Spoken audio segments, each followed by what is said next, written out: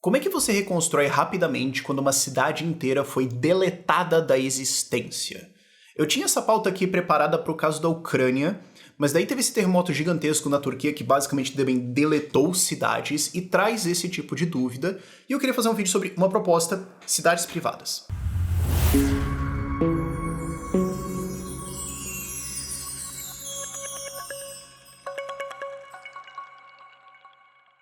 Como eu falei, eu tava preparando esse vídeo aqui no contexto de Ucrânia. Ele tava, já com tudo alinhado, eu vi esse negócio da Turquia, eu falei, é basicamente o mesmo problema, ok? Qual que é o problema? Como eu falei, aconteceu um terremoto gigantesco na Turquia e, assim, as fotos são... Bruna, bota as fotos aí. Cara, é um negócio assim que só ele fala... Uau! Inclusive, tem essa foto aqui que eu olhei. Vários conjuntos de prédios que viraram nada. Basicamente, alguém chegou e shift delete na cidade inteira. Uau! E isso aqui eu tava pensando no contexto da Ucrânia, que foi basicamente a Rússia fez isso com várias cidades, metade do país sofreu isso. De, assim, destruição completa de uma cidade. Não dá pra morar 4 pessoas aqui mais. O que a gente faz? E como é que a gente reconstrói isso? E não que eu esteja só preocupado com isso, ok? Você tem já mais de 1000 mortos na Turquia, a gente ainda vai descobrir a situação total. É uma tragédia muito maior, tem vários outros problemas. Eu só tô fazendo esse vídeo focando em um pedaço, ok? Mas é um problema. E, assim, só pra você entender a magnitude de um problema. Quando você destrói isso, não é só as pessoas ficaram sem casa. Elas ficaram sem uma região de atividade econômica. Tem um livro muito bom de urbanismo que é do Alain Berthaud, Order Without Design, Ordem Sem Desenho. Não tem tradução para português, mas ele é fantástico. O Alain Berthaud é um urbanista muito conhecido no meio, e ele fala, eu não sou um liberal, eu não sou um libertário, eu só estou defendendo boas práticas de construir e desenvolver cidades, que basicamente é o que os liberais estão dizendo, ok? Mas, tipo, vamos separar as coisas, eu tô falando de um ponto completamente técnico, mas enfim. E ele fala que uma cidade é um mercado de trabalho. Você vai para uma cidade porque é um lugar onde você consegue, com alta liquidez, alta demanda, ou mais alta do que o relativo ao interior, vender ou comprar força de trabalho. Então, se você quer um emprego, onde que você provavelmente encontrar um emprego que paga muito bem? No interior ou numa cidade? Na cidade. Se você quer encontrar funcionários para trabalhar em alguma coisa, você vai para cidades que tem esses tipos de funcionários. Você não vai recrutar eles no interioristão, sabe? Então, é uma questão... E não é só a parte econômica também, é a tua vida inteira. Não é só abrigo, é aonde que eu vou trabalhar, aonde que eu vou consumir serviços, aonde que eu vou criar minha família. O que essa cidade gera em mim mentalmente, psicologicamente. Tipo, uma cidade pode fazer mal pra você, sabe? Uma urbanização mal feita pode psicologicamente ser ruim pra você. Quando uma cidade é destruída, tudo isso é apagado. Então, por mais que você faça um programa de abrigo, que é, por exemplo, Minha Casa Minha Vida, isso não resolve o problema. E é uma crítica, inclusive, ao Minha Casa Minha Vida, que largamente foi um programa de criar um monte de casinha, ou às vezes conjuntos de prédios, com nenhuma atividade econômica dentro, no meio do nada, aonde não tem nenhuma infraestrutura, esgoto, água, transporte, escola, hospital, nada. Então, assim, tá. Ainda é melhor do que dormir na rua? Tá. Agora, isso está criando teto ou uma cidade? Você entende a diferença? Isso está criando teto e um monte de problemas para a vida dessas pessoas. Mas não está criando uma cidade, não está criando um mercado de trabalho, não está criando uma conversa entre essas pessoas. Recriar isso tudo é extremamente complicado. E quando você tem uma população extremamente fragilizada numa situação dessas, como na Turquia, ou na Ucrânia, ou no Líbano, o terremoto pegou no Líbano também, inclusive, originalmente eu tinha visto a manchete no Líbano e eu pensei, meu Deus, esse pessoal não consegue uma unidade de dia de paz. Se não é economia, inflação, isso é um terremoto. Meu Deus do céu. Sabe, quando você tem um pessoal tão fragilizado assim, você precisa refazer isso do zero. Você precisa fazer isso direito, você precisa fazer isso intensamente, você precisa fazer isso rápido. Um plano tipo, não, o governo vai conseguir fazer isso. O governo não consegue impedir que gente fume maconha na cadeia. Eles não vão resolver esse problema. Então o que você pode fazer para atrair centenas de milhões de dólares, se não mais, para desenvolvimento muito rápido e intenso e bem feito e com integração comercial, com integração social, com infraestrutura de uma cidade. Cidades privadas. O que você faz? Isso existe hoje em Honduras. Existe a lei de ZEDs, ela foi revogada recentemente por uns maluquinhos de esquerda, mas ela ainda é válida. As ZEDs que foram criadas ainda são válidas por décadas e provavelmente a lei vai voltar. É uma longa história, mas o fato é, existem cidades privadas lá e o melhor exemplo é Próspera, que é desenvolvida por uma galera essa mentalidade de cidades privadas. Então o que nós queremos fazer? A lei permite uma zona de grande liberdade econômica ali dentro. Então, o lugar precisa obedecer, assim, direitos humanos, claro, tratados internacionais, esse tipo de coisa, mas, assim, regulação de trabalho, regulações econômicas, eles têm o seu próprio sistema tributário, registro de empresas, tudo faz o seu, ok? Você cria a sua estrutura, você tem liberdade para criar isso aqui, e você pode urbanizar e desenvolver isso aqui como que você quiser. É isso que existe lá e Próspera está sendo construído com isso, está sendo muito bem desenvolvido com isso. Eu quero gravar um vídeo lá esse ano, mas vamos ver. E atrair uma quantidade de investimento bem impressionante, especialmente quando você considera que ainda é um projeto piloto, é basicamente o primeiro, em um país que não é exatamente um grande passeio, sabe? Não é como se você tivesse sido desenvolvido na Áustria ou alguma coisa assim. Então, quando você leva tudo em consideração, todo o investimento que eles atraíram é uma coisa bem impressionante. É esse tipo de coisa que você pode implementar em Turquia, Ucrânia, Líbano agora. O Líbano também, porque devastação econômica, não tem o dinheiro para reconstruir tudo. E o país foi literalmente explodido quando o porto explodiu também. Então você precisa fazer uma reconstrução mobiliária e urbana forte. E isso permite que 2 casos, largamente, tem outras formas, mas eventualmente reduz quase todos os casos a esses 2.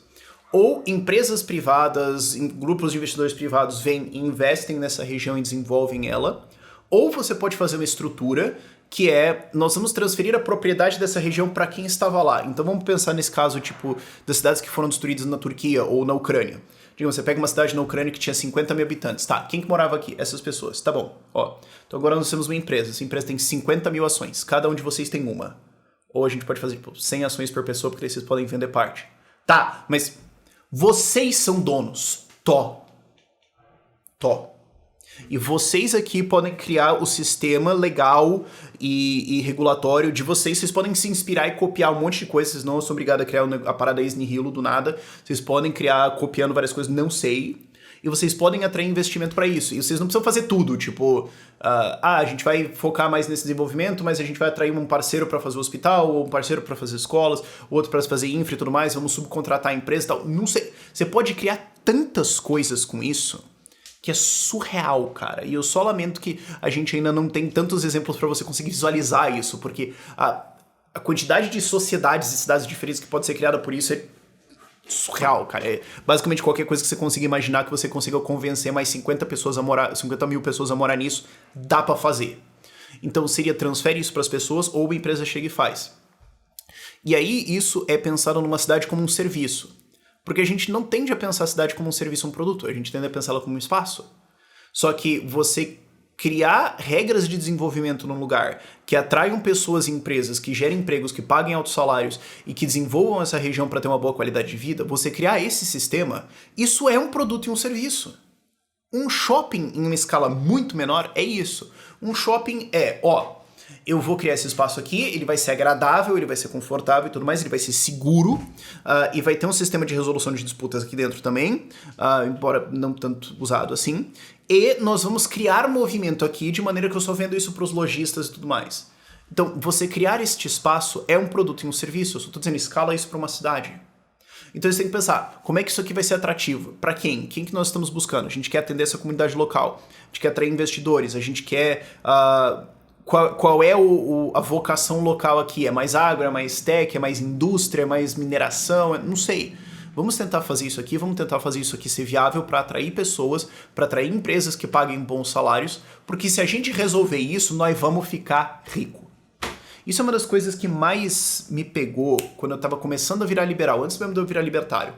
Era puramente você pensar, cara, se um político acertar pega um prefeito, se um prefeito acertar um desenvolvimento de cidade, o que ele ganha? Nada.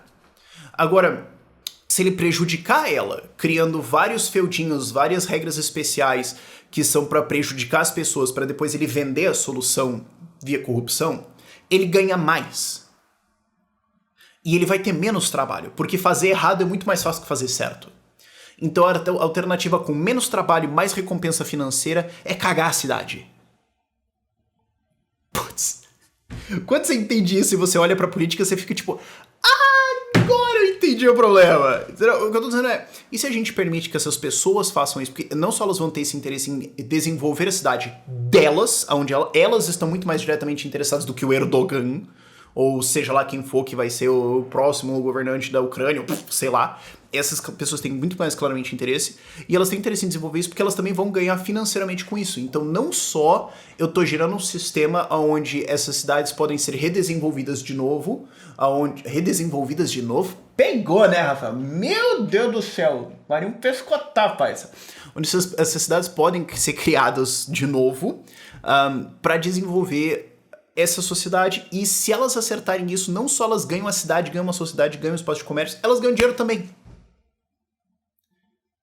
Isso funciona, a gente já tem modelos legais disso, a gente já tem algumas coisas do Charter Cities Institute também, que ele trabalha em fazer isso na África, porque na África você tem um problema levemente diferente, que é dezenas de milhões de pessoas vão migrar para cidades vindo do interior, e os países simplesmente, esses países africanos simplesmente não têm a capacidade de fazer desenvolvimento urbanístico, seja ter a capacidade financeira ou a capacidade técnica, e o sistema é extremamente corrupto. Então, como é que você faz para fazer o desenvolvimento de áreas para morar no mínimo centenas de milhares de pessoas rápido e direito? Parcerias, PPPs, então a ideia de uma Charter Cities. Então, o Estado comissiona uma empresa para fazer, fala, ó, tem essa área aqui, nós vamos chamar essa empresa, ela subcontrata outras, vocês desenvolvem isso aqui porque eu não consigo fazer. E eles desenvolvem isso na África, eles têm uns projetos muito interessantes lá, vou colocar o site deles na descrição.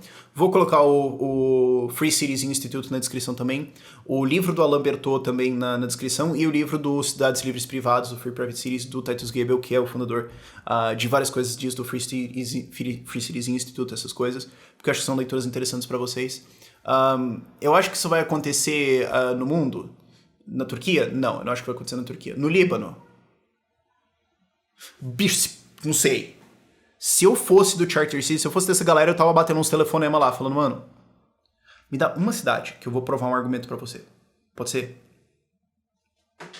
Acho que rola a conversa. Agora, na Ucrânia, cara, com toda a comoção que teve, com toda a visibilidade que teve, se eles metem esse louco, vamos fazer isso aqui, vamos atrair um monte de capital, não russo, não vamos atrair um monte de capital para investir isso aqui, para desenvolver isso aqui, porque a gente precisa desenvolver isso aqui rápido, porque a gente precisa que isso aqui fique forte de novo, porque vai dizer que eles invadem de novo. E existe um interesse do mundo muito grande lá, pegou esses holofotes. Então, eu acho que desses países, eu acho que tem mais chance de implementar uma parada dessa seria a Ucrânia, e imagina se eles metem isso aí, cara. Seria um negócio, assim, lindo de ver. Enfim, fica a ideia. Citações, leituras, etc. vão estar na descrição. Por esse vídeo é isso.